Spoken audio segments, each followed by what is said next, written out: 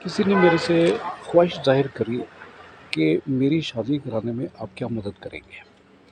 He is some 38 of his boy. He came in contact with me when I was doing LIC policy for him. मैं मुस्कुरा दिया। मैंने उससे कुछ सवाल पूछे तो वो बोला कि हमारी कोई फ़िक्र ही नहीं करता।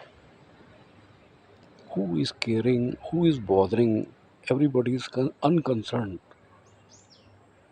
with me. मुझे बड़ा तकलीफ़ हुआ।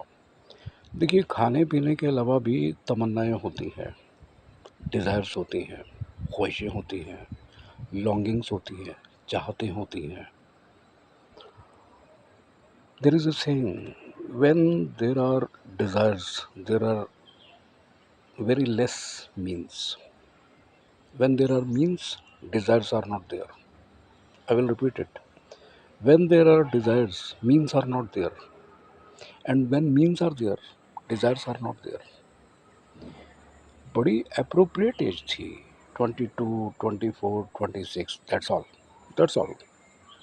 शादी तो हो जानी चाहिए थी। अब लड़के अगर ये सोचेंगे कि मेरी तो परवाह ही नहीं है, everybody is unconcerned with me. Problem क्या है?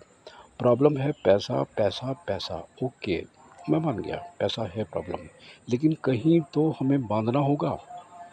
सपोज़ लड़का उतना पैसा नहीं कमा पा रहा, सपोज़ सैलरी नहीं है या बिज़नेस में उतना काम धंधा नहीं है, तो क्या वो अपना जवानी को आहुति में डाल दे? क्या वो अपनी जवानी को आहुति में डाल दे? वो अपनी तमन्नाएँ कैसे निकाले? वो अपनी डिज़ायर्स कैसे पूरी करे? वो अपनी ख्वाहिशें, अपने दिल के ख्वाब पूरे कैसे करे? विदाउट पार्टनर, या ये कहिए how is life without wife? एक औरत की आदमी के बगैर क्या ज़िंदगी है और एक आदमी के बगैर औरत की ज़िंदगी क्या है? How a man will live without a girl? How a girl will live without a boy? It is not possible. ये तो ब्रह्मा ने भी नहीं रची ये वाली बात।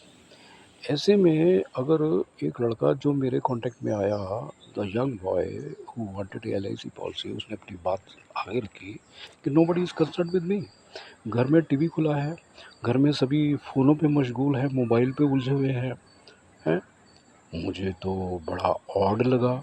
देखिए, घरों में अगर टीवी ने अपनी जगह बना ली, आर्टिफ़िशियल इंटेलिजेंस ने अपनी जगह बना ली, तो फीलिंग्स ख़त्म, तमन्नाएँ ख़त्म, इमोशंस ख़त्म, रियलाइज़ेशंस ख़त्म, हाथ में हाथ रख के बातें करने का सिलसिला ख़त्म। अगर घर में प्रॉब्लम्स है तो बाहर वालों को क्या चिंता है किसी के घर की? माता-पिता का कर्तव्य है कि वो अपने बच्चों की प्रॉब्लम को रिज़ॉल्व करें। अपने काम-धंधे बंद करके 10 दिन, 15 दिन, 1 महीना, 2 महीना, until unless the marriage is not happening, बंद कर देना चाहिए काम। मैंने 2-3 यहाँ शादियाँ नहीं हो रही थी, हालाँकि मैं कोई समाज सेवक नहीं हूँ। I am a LIC agent and Oriental insurance agent. तो उनके घर में उनकी भाभी ने मेरे को बुलाया कि, "भई कौन है जो इतनी फ़िक्र कर रहा है?" There is one boy, Manoj Jain, he is running very good shop of automobiles, he is my policy holder. वो मेरे को घर ले गया कि, "कौन है आपकी फ़िक्र कर रहा है इतना?" तो उनकी भाभी ने चाय बनाया और बोला, "भाई साहब, मैं आपके आगे हाथ जोड़ के प्रणाम करती हूँ, कौन इतनी परवाह करता है आजकल?" एक और ट्रैवल एजेंट है मेरे, जो टिकटें बुक करते हैं मेरी, जब भी मैं कहीं भी जाता हूँ बाय एयर, क्योंकि रेलवे की टिकट तो मैं अपना बना लेता हूँ, वो रेलवे बुकिंग पे। उनकी भी शादी नहीं हो रही थी, उनको भी मैंने 10-10 के का, वो भी राजस्थान का मनोज जैन और ये भी ट्रैवल एजेंट, कह के मैंने शादी करवाई है। तो समाज में एक दूसरे की फ़िक्र तो होना चाहिए। Late marriages are not appropriate.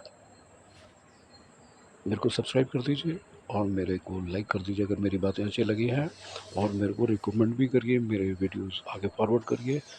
और दूसरा, आप बताएं किस टॉपिक पे आपको बातें मेरी चाहिए।